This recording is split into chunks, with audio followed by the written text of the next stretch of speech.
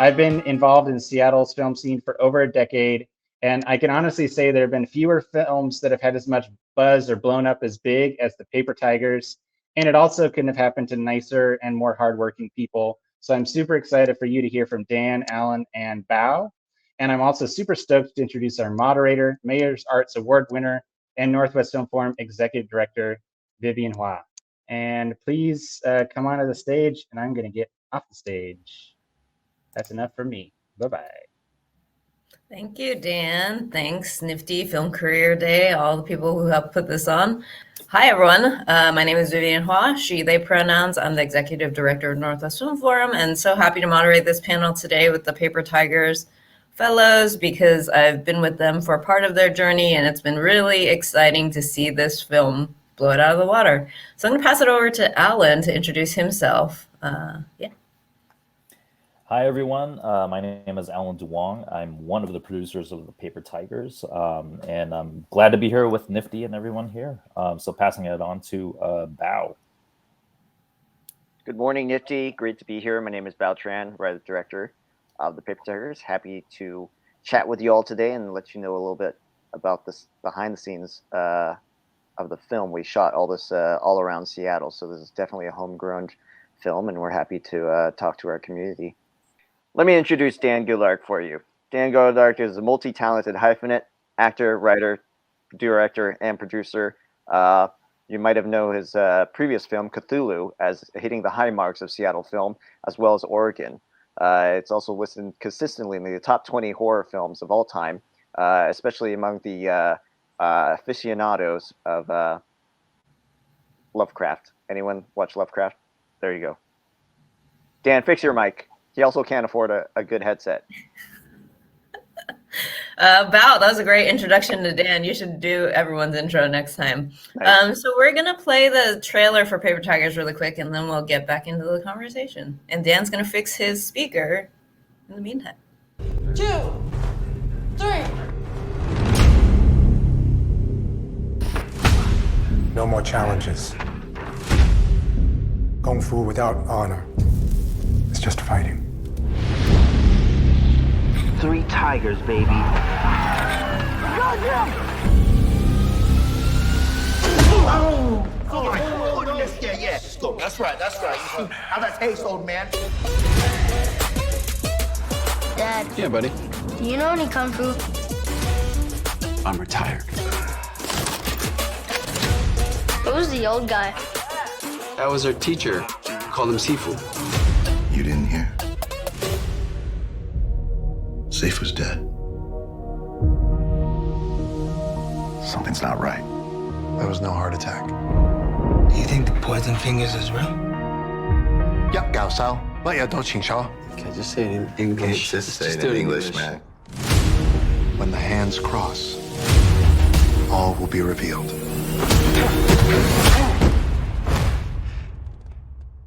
Did he hit me? No, it's just a glance. Man. Fine. You got this. It's fine. Okay, look, Sifu could have set anyone off. Whoa! Time catches up to some people. Like you, the great 3 tigers. We all swore together that we would defend the weak. Out there is a very, very bad man. Where can we find this guy? Okay, go. Go. I know. Hold on. What are you doing a 3-pointer? Just you it. 3 tigers back again. Does everything have to be a fight with you? We might be a disgrace. But Sifu had only 3 disciples. I swear to be loyal to my brothers. To the very day I die.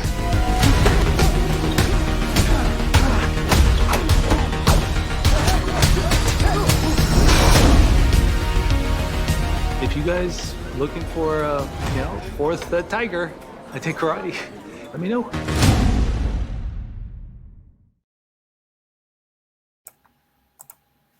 I haven't seen that trailer before. It's great. Way to go. Best one of the bunch. Okay, so let's start with Bao, writer-director Bao Tran. So The Paper Tigers, such a long time in the making. I'm wondering if you could just walk us through the process of when you first started conceptualizing it and writing it, and how you knew for you that it was the story you wanted to tell. Yeah, I'm just having fun with these emojis. Hang on. I thought people were giving them to you, but you're giving them That was me. to yourself. That was me. I just need to see this with an independent film. You got to be your own hype person. So if it takes a little fire starting on your own part, and the other people will catch on. So thank you. Yeah, so I'm based here in Seattle, as mentioned, and this has been kind of a story that's kind of been germinating for a long time, but I really set pen to paper about 10 years ago. So it took about 10 years to kind of get to where we are today. And it's a little bit based on my upbringing or autobiographical past here in the Pacific Northwest, which was studying martial arts and also movie making. So if you see the film, it has kind of like this kind of a tribute to kind of our start when we started making films, which was on VHS camcorder. So that's kind of a big part of that look. But I started martial arts here in the Pacific Northwest, also under the guise of a lot of the instructors who had learned under Bruce Lee. So Bruce Lee, if you may or may not know, when he first came to the States, he came to Seattle and spent his formative years here, essentially like about from 1958, 59 to about 63. Before moving on to California. So he went to the University of Washington. He opened his first Kung Fu schools here. He met his wife here. And he also started teaching Kung Fu to a lot of non-Chinese in the area, which was kind of looked down upon and basically frowned upon by the Chinatown elders or the Chinese Kung Fu elders who thought, Kung Fu was meant just for Chinese folk. So when Bruce did that, he basically opened the floodgates and really tore down a lot of barriers in terms of like race and culture and martial arts and all that. And so his students still teach to this day, and we live under this great legacy of him tearing down these barriers here, especially in Seattle, if you didn't know. So it's a great, rich history that I highly recommend you check out. For example, one of his students, Doug Palmer, wrote a memoir called Bruce Lee, My Sifu and My Friend. So definitely check out that book if you can. And I bring that up because it was a very multicultural group that I had studied martial arts with, very diverse and folks that you would never be friends with outside of martial arts. And yet, because of martial arts, you have a common goal and you have a common vision, and you become friends and fast friends as well. So friends that I count as still very close to this day. And so this story, if you haven't seen it, it's about these three Kung Fu classmates who grew up together and trained together, and their master, they're also called their Sifu, but they go their separate ways. And when they get older, they find out that their master's killed and they have to avenge the master, as you see in the trailer. But they have gone three different ways in their life. They've gone radically away from the martial arts path. They have kids, they have jobs, they have wives, and they have to deal with all these conflicts of balancing their martial arts history with their civilian history. And so that's the story that I wanted to tell, just kind of like from the core of being middle-aged or approaching middle age, and be able to kind of like examine those feelings that I had with martial arts, the passion that I once had, but maybe the fire has dimmed. And so this story is kind of like all of that in this one piece. So that's the big challenging part, is breaking the story and figuring out what you want to tell kind of personally. That's, I think, the goal of every filmmaker, and especially for the young folks out there, is start thinking about what matters in your life and what is especially specific and particular to your personal life story. And if you kind of dive deeper, hopefully other people will resonate with that, even though they may not share your personal history like the martial arts or something, but they'll find something very familiar. Thank you. Great advice. Dan or Alan, passing it over to you all, if you could speak a bit to when you entered the process and what roles you played on the production. I'm especially interested because this film had quite a few producers, and how you all kind of navigated it together. Yeah, so our team had, I think it was 4 producers. Michael Velasquez is one of our first producers on this project. He's based in LA. And then I came on 8 years ago as a second amongst the producers. And And during that time, it was not like it was today, where diversity was not a thing back then in Hollywood. And so it was really tough to pitch our movie and get it through the studio system that we thought we could get this movie going. And so and to be pitching before Crazy Rich Asians and Black Panther was definitely a hurdle for us initially. And fast forward now, it's completely different now, but at the same time, we're still kind of battling what does representation mean. Nowadays representation is kind of more of like a marketing term, and so we're still kind of battling the quality of the roles that we're putting out there, and stuff like that. So but yeah, it definitely different now than it was back then. So shout out to the audience members. There is a Q&A function, and you can ask us questions, I believe. So if you have any burning questions that you would like to ask these fine people or myself, let me know. Okay, so you touched a little bit, Alan, about the difficulties around fundraising for this film. And I'm wondering if you could speak to maybe some of the big victories along the way of fundraising. I know the crowdfunding campaign was one big aspect. But if you want to start there, that'd be great. Yeah, for sure. Kind of like what I said, I've been on this for 8 years, and the majority of the 8 years was about fundraising. And so, we hadn't made the project public at one point when we were fundraising. And so we were going to different studios, producers and stuff like that, to kind of pitch this idea. And there was a lot of pushback about, the fact that these were minority leads, people of color.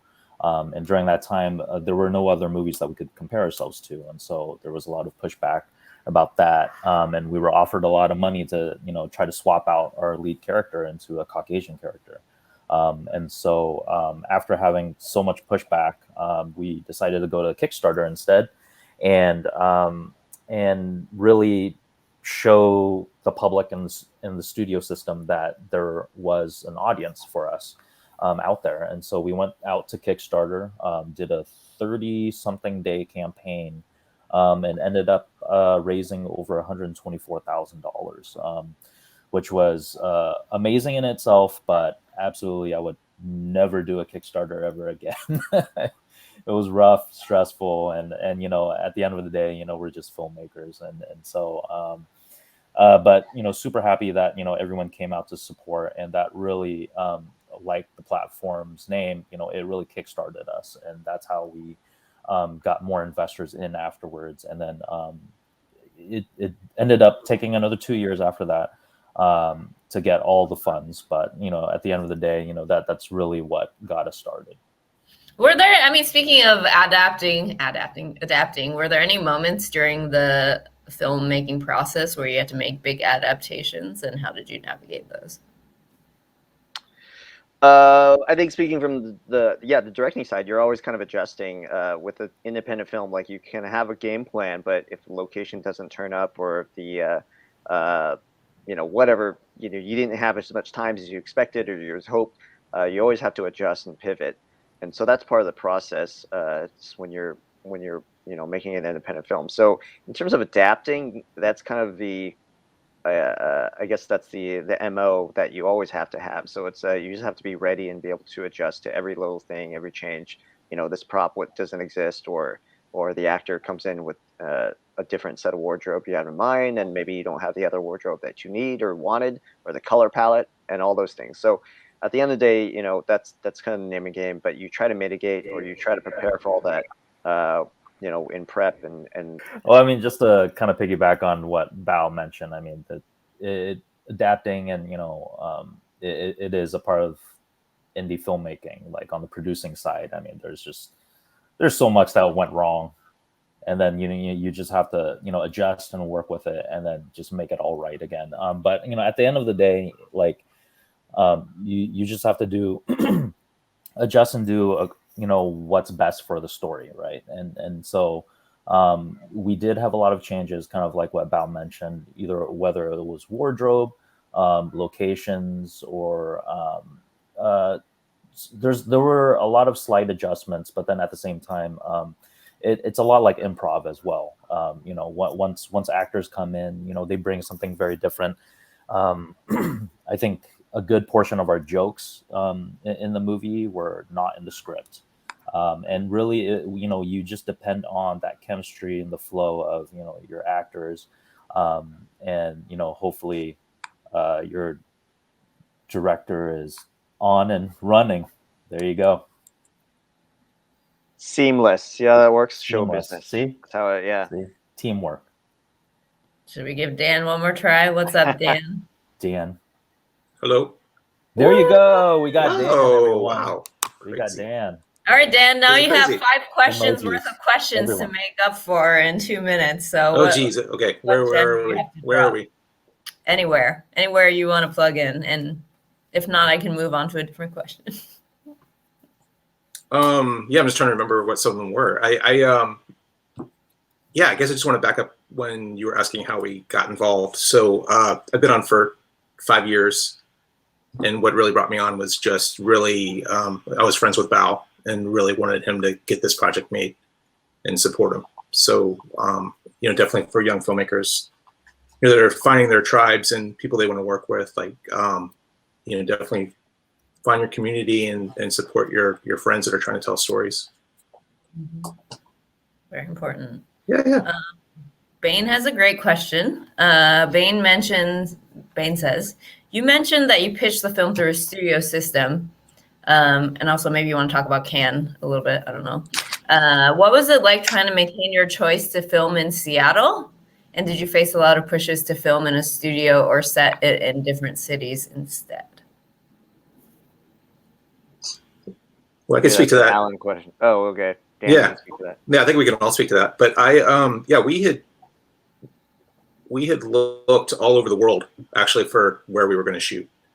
And, you know, we talked to people in Australia and studios in Australia and Europe and all over. And ultimately, and you know, certainly Canada and places outside of Vancouver, it would have been maybe even a little bit cheaper, like on paper. But what it came down to was we wanted to make a film with our family and friends and have those the benefits. And we're certainly glad we did, because the film community here and our family and friends really came out and supported the film, and we couldn't have got it made otherwise.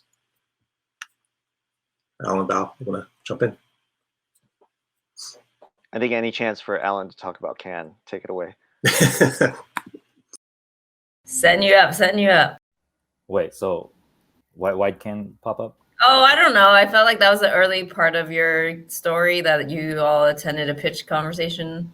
True. Yeah, we were a part of a platform that, you know, taught us about what you call co-productions.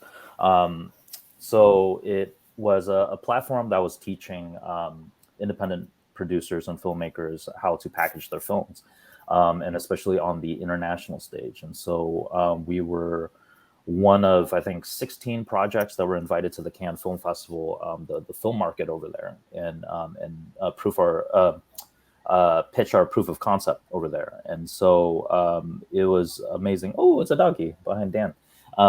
Sorry, squirrel. Anyway, yeah, so going there was an amazing opportunity to kind of meet other filmmakers around the world and see, you know, how everyone worked. And, you know, that was sort of our first major, I think, time where we were pitching our proof of concept and kind of figuring out, you know, internationally, do people understand what, you know, this movie is? And so, again, you know, that we had the same pushbacks, you know, that there just wasn't minority leads in major films. And so we couldn't prove that our movie was going to be profitable or anything like that. You know, there was a lot of asks about, you know, why don't you get Jackie Chan, or, you know, is Bruce Lee still alive, type of thing. And so, so, you know, you can only imagine, you know, the whole 10 years for us was a lot of those type of, you know, dumb questions. So Cannes was amazing, by the way. Must be.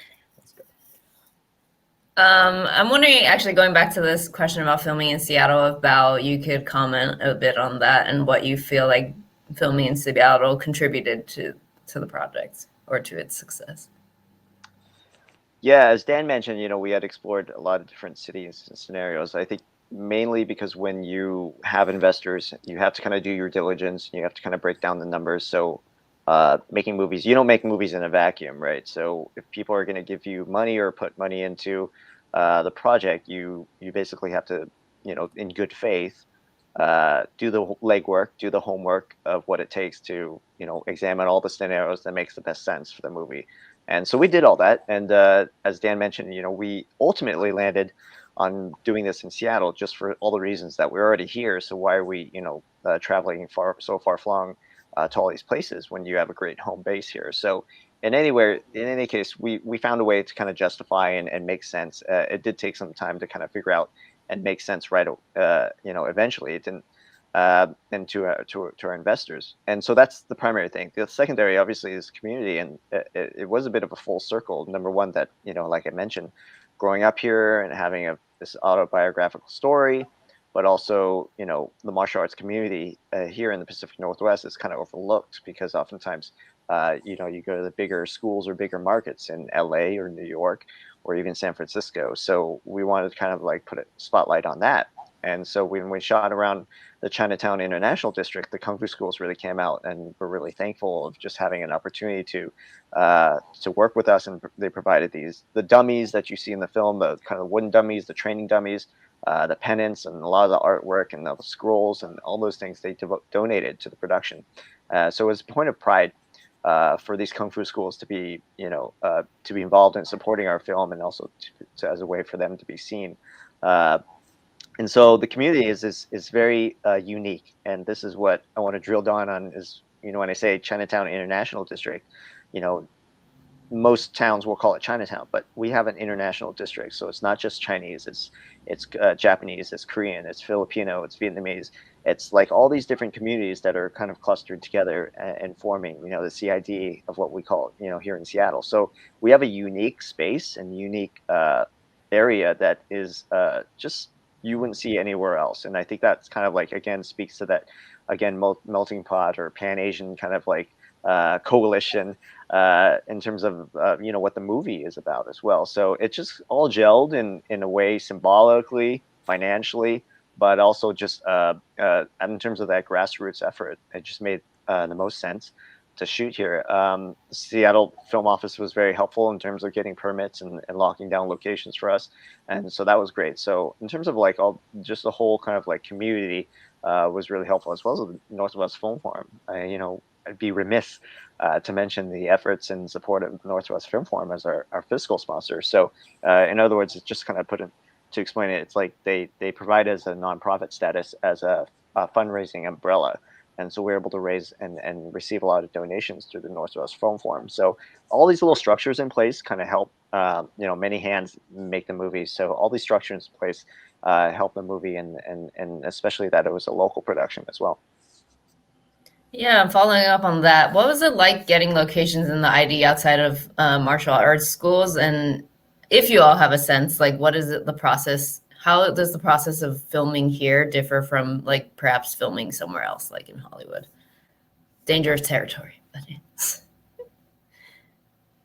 I'll jump in, and the other guys can mention, I guess, more of the logistics as well. I would say, to our pride, that we were able to film in the CID in the summer of 2019, and you have a lot of locations that aren't there anymore. And for many different reasons, you can say development or gentrification or Amazon, but you can say, like, a lot of these restaurants and these eateries and these mom and pop shops are not there anymore.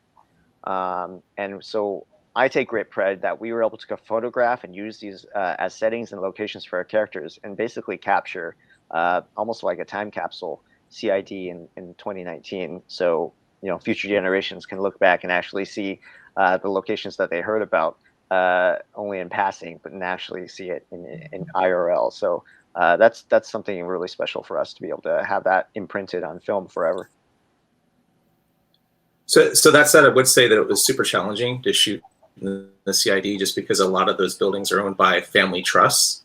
So sometimes it's hard to track down who had the who actually own the buildings. I would say to young filmmakers that, you know, it's a huge value in your filmmaking is your locations and your location scouting. And I would say always get started as early as you can, you know, running down those locations, and you can add a lot of production value. You know, maybe do a list of, you know, family and friends at what businesses and buildings they have access to when you're figuring out where you're going to shoot and when you're building a script. But locations are super important. Absolutely. And just reading the question a little more specifically, you know, how is it different from other cities like Hollywood?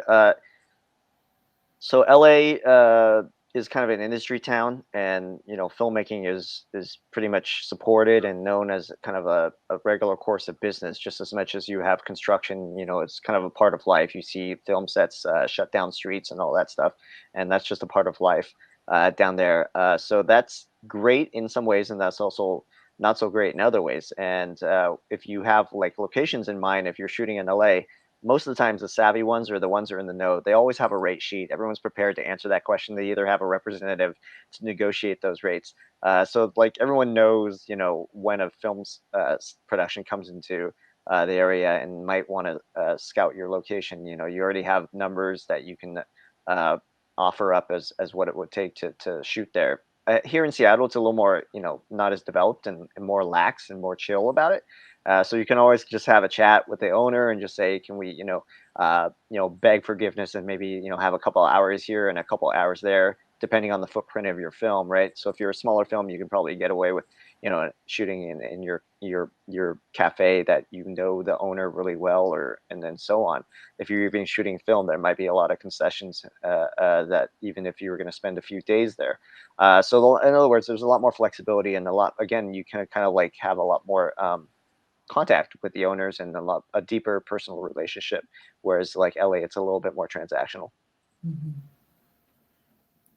We talked a little bit about community and the importance of it in a filmmaking process. I'm wondering if you could offer some advice for people who are just starting out with their film and trying to figure out how to like position the way that they're messaging their film, and also like figuring out who are their audiences that they're trying to speak to.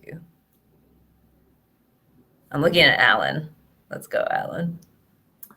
Yeah, I mean, that's sort of my bread and butter, where you know, one of the reasons why I hopped into producing was the fact that, you know, a lot of the projects that I worked on a long time ago, you know, seemed to just kind of stop at the festival kind of stage.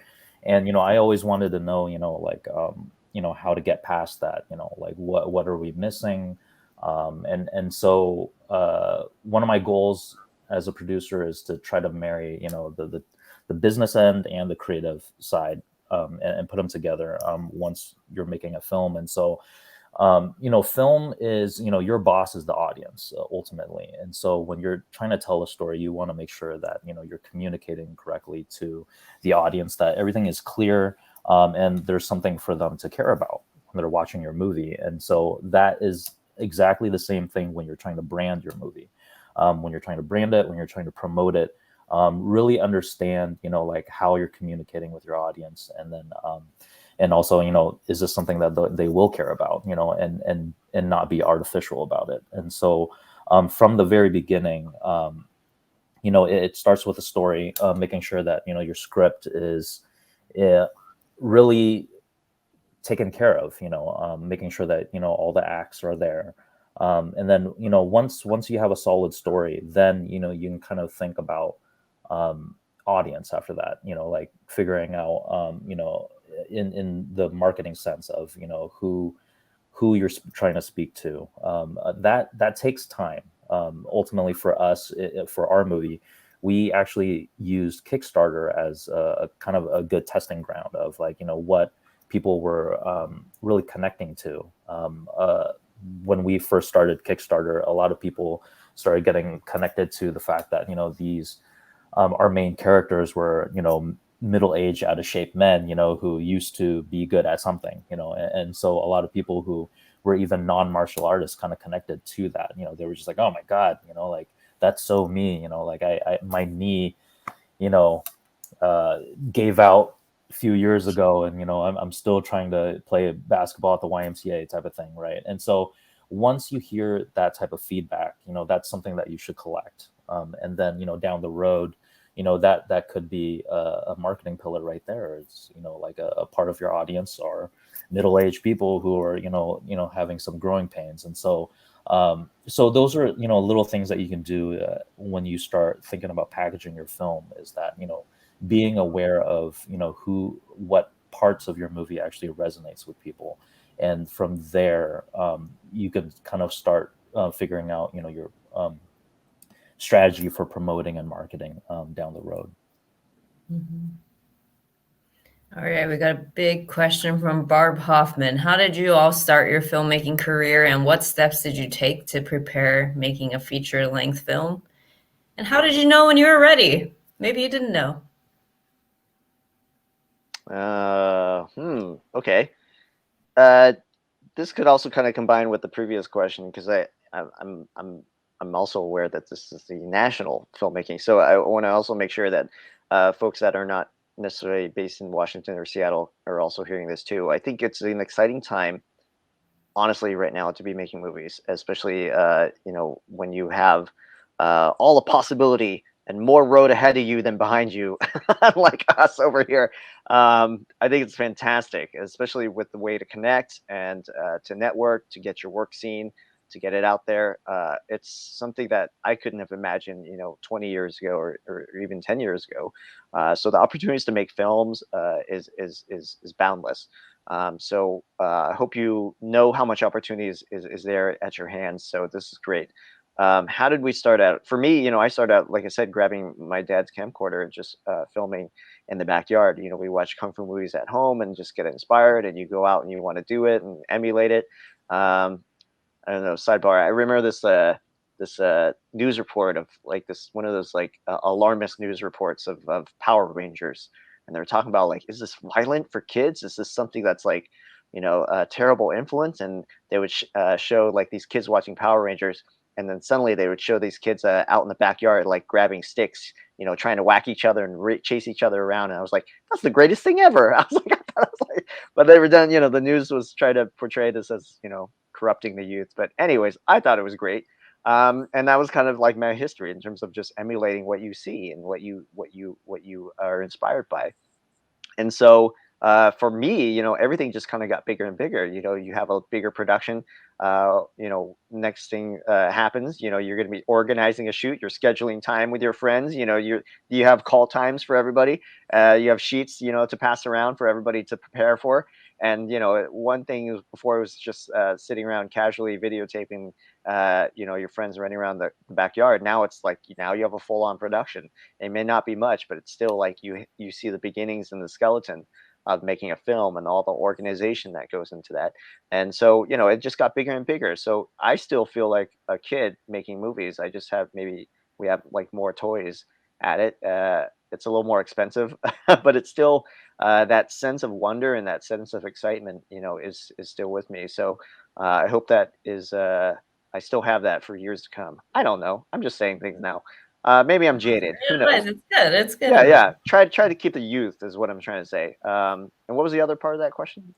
Was that everything? I think you got Okay. most of it. Yeah. Great. Anyone else have wise words of advice on how to prepare yourself for making a larger feature film project? Me? Who? Dan? No, you, Dan. You. You're muted. Oh, you're muted. There you go. Is that better? Yep. Can you hear me? Okay. For me, I kind of came to it the long way around. So I started as a writer. Went to college to be a writer, and then kind of met some playwrights, friends that were playwrights, and got into doing plays. And then I went to Europe and did some journalism on the war, on the Bosnian War. And then I came back and went to film school. And I think that what it all came down to was just wanting to tell stories, until really engaged with storytelling in a deeper way. And then I, eventually directed and made a feature. And then on this one, I'm producing. But at the same time, I am still helping tell a story, the story that Bao really had to get out of him. So I would just say, and as far as, you know, how do you know when you're ready? Like you're never ready. Like just do it. You know, if there's one takeaway that I can give today is just get out and start making films with your friends. Like just get out there and do it. It's the only way to learn it. It's the only way to get it done. Absolutely. Yeah. And Barb is already a great filmmaker. So keep on doing that, Barb. Alan, did you have something to add? Yeah, I mean, I grew up, you know, very similarly to Bao, you know, huge Kung Fu fan, also martial artist. And then, yeah, I mean, just making Kung Fu movies with friends is really, you know, what got me started. And then fast forward to today. Yeah, really, I mean, I guess I'll answer the part of, yeah, when do you know when you're ready? Like, kind of like what Dan said, you never really know, like, you're never really ready. I would say the best thing that you can do if you're starting off is take the significance out of, you know, the title of filmmaker, director, producer, whatever it is, and really just learn the craft and just do it. Because at this point, we're all storytellers, we're all filmmakers. But now what? You know, what are you going to do now with, you know, all of this knowledge? And so taking the significance out of it really helps you get in the frame of mind of just constantly learning. Like you're never really done learning. You know, there's always, you know, things are changing, whether it's, you know, technology or, you know, different ways of telling stories. So yeah, so I think that's really all I have to say. Yeah, I also want to add there are certain, you know, many people have many ideas, but there are certain ideas that maybe come up again and again, or they're the ones that you're like, this is like the story that really speaks to the core of what I want to tell. Like, I think definitely putting weight in that and investing in those stories is also like a good direction. You know you're ready when you have 1 million TikTok followers. Wait, we have 0. Is there going to be any sequels? Sorry. Are you paying? I don't know, Jalen. Are you Jalen inquires? The answer just disappeared right away. Yeah. Yeah, we've been on tour with a film. It's funny. That's a great question that always comes up. So we're very flattered. It seems like people want more. At least people want more than versus people walking out of your movie. So that's great. We're very excited that people love to be in this world with the characters and the story. So yeah, you never say never. I think at this point we just want to get this movie out there and as many people be able to see it to even be able to consider kind of next steps. But that's a great question. We appreciate it. I think following the journey of Paper Tigers has been like really astounding to watch because we knew it'd be successful, but it's really successful and it's really exciting. And I'm wondering if you could just speak a little bit to like, okay, you made the film got released during the pandemic, and then what? Like, what can you just walk us through all of the things that happened with like theatrical, with distribution, with where you're at now? Yeah, I mean, we had, so, you know, a little context is that, you know, the producers, we've had a weekly meeting for the past 10 years and counting. And so we're constantly staying in touch and talking about, you know, the next steps. And really, you know, there is no secret sauce to, you know, what we did. It's really, you know, we were just very persistent about, you know, like what we needed to do next. And that, and so during the post-production, you know, we were still talking about, you know, how are we going to market this film? How are we going to promote it?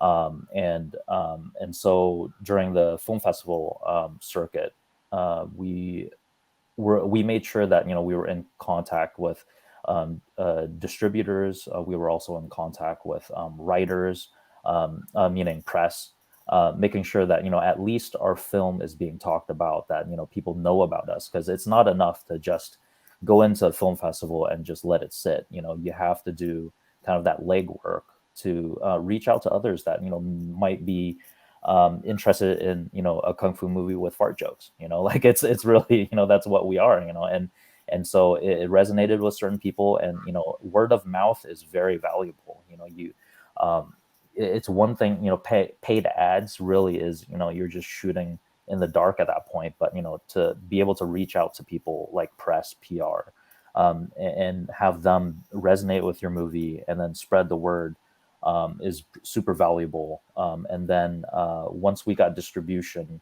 or once we started negotiations with our distributor, we were already talking about theatrical, what we were going to do, how we're going to release it, where we're going to travel.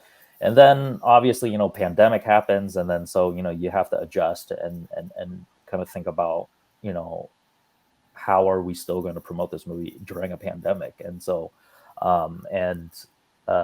unfortunate but fortunate at the same time, the rise of Asian hate happened, and so we just knew that for us, we just had to keep driving forward and speak up and really use it as a platform, to speak up and kind of fight back. This was a battle in its own, to get a movie released during the pandemic, and so it was very relevant to us. And so yeah, I mean, really it's just persistence and really sticking to looking at the long road versus being reactionary. Like, you really have to have a strategy.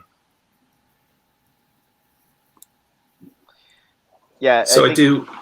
Am I on? Go ahead, Dan. Hi. Am I? I do want to say, piggybacking off of that there's no way to anticipate the timing. So don't try to second guess your timing on your project. Like, always move ahead and just tell the story that you want to tell, because you never know what the world's going to look like when your film actually comes out.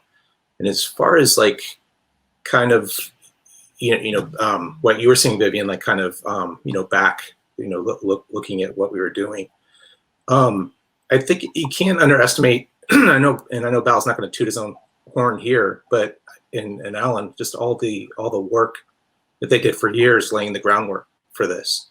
So Bao was making relationships and laying the groundwork for this, 10, 11 years ago, when he had his shorts out and was going to all the Asian American short festivals and making friends and finding fellow filmmakers that were interested in doing interesting things. So it's, our sales agent ended up being somebody he met years and years ago, before he was in the position that he was in now, to help us get the film sold.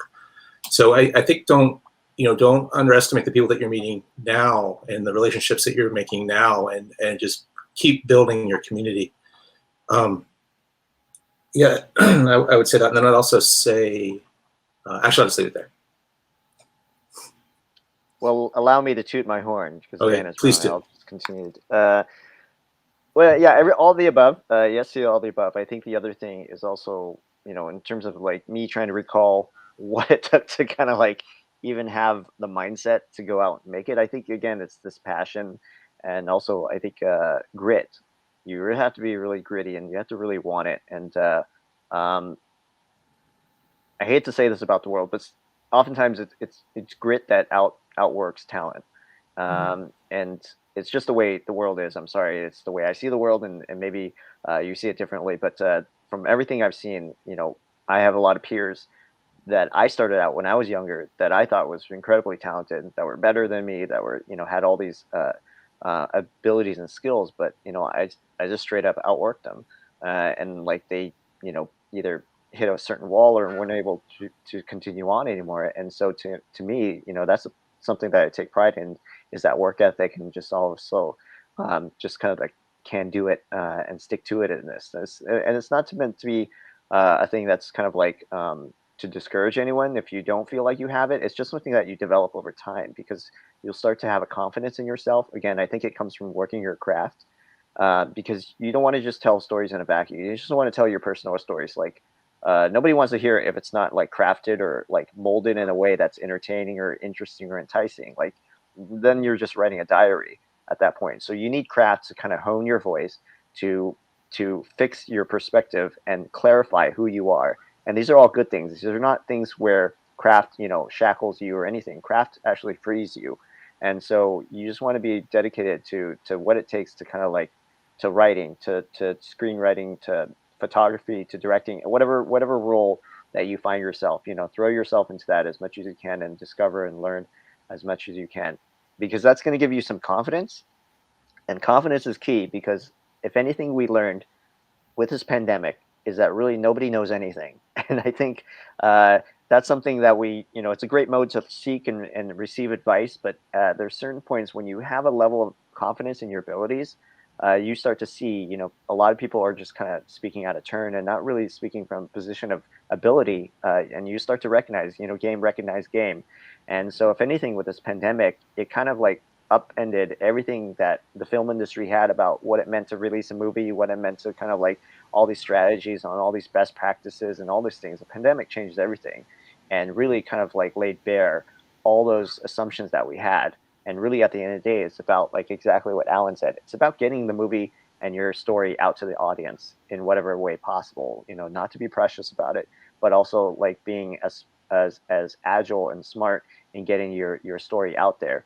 Because again, like Dan's saying, you never know how the world will change. Like all those things are out of your hands. So at the end of the day, all you have is your story and the will to want to get it out to as many people as you can. Awesome. We only have 2 minutes left, but I just want to end on one last question from Elijah. Sorry we can't get to your question, Toshiko. But Elijah asked, what's a good way to find people who have the same intentions as you when it comes to filmmaking? Because they're having a hard time connecting with classmates in filmmaking classes because of the contrast in aspirations when it comes to storytelling, which is so real. It can be so real. Yeah, I mean, absolutely. Like, I remember being in college and, like everyone in my class, we did not like the same movies at all. And so, but, again, that's school, right? Like there's a whole nother world out there. And so really, it takes time, and really it just go out there and work and really reach out to people like out there, and whether it's Seattle or other cities outside of Washington, you'll find your own. Like you'll find a way somehow, and that's ultimately how I met Bao, was really working on sets and volunteering. Like I volunteered on a ton of sets, after college, and so those. Working on set is probably a super valuable thing that you can do. All right, cool, everyone. I think we're going to leave it there because we got 1 minute left. Thank you all for tuning in, for sharing your random pictures of this event. And thanks, everyone. I think there's more panels coming up. Thank you, everyone.